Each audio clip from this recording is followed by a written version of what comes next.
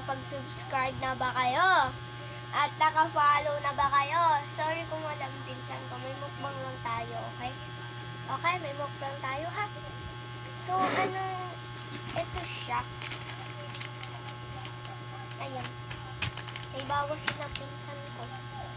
Si Alexa ang may bawas.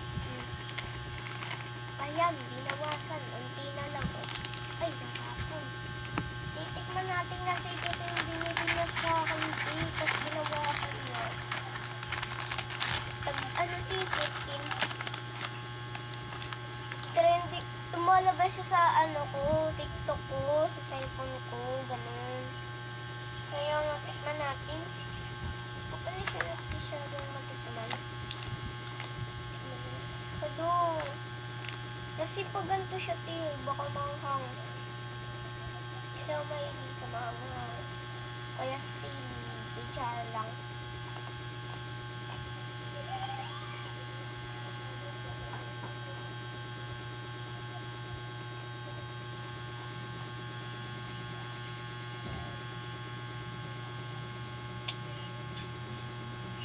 Masarap siya,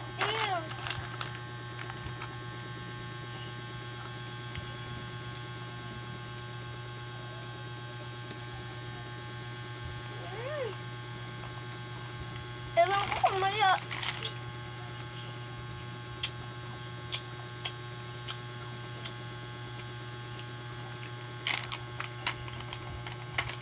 Nabili lang, tinanong ko siya kung saan niya nabili.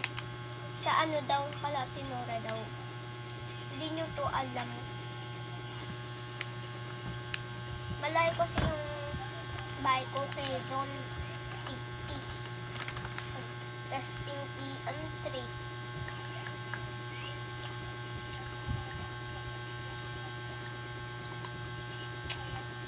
Wala sa sala. Nandito ako sa kwarto. Diba malapit na yung pasukan.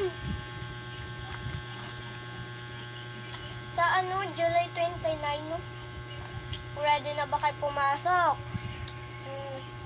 Pag di kayo ready,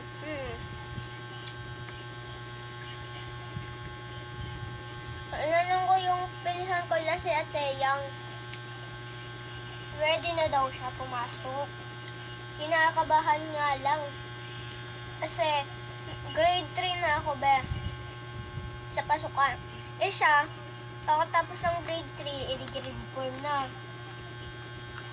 Kuya ko, grade 6 na.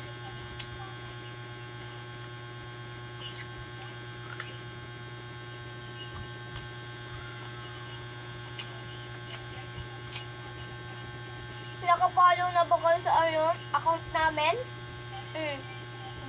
Pag di ka nakapollow, i-follow mo na. Mag-scroll ka muna, tapos mag-follow mo muna siya, mag-shoots ka. O kung wala kang TikTok, i-subscribe mo na lang ako.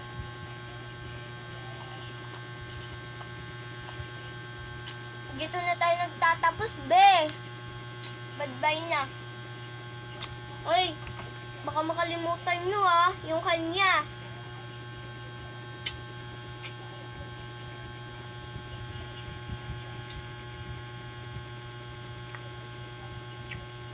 Sabi na kukubi.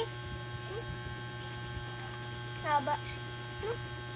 Pag nakita nyo yun sa personal. Mahaba yan talaga. Mahaba na yan. Magdumi pa ngay. Bukas, gugupitan ko yan. Bye na, guys. Paubos na yung oras ko. Bye.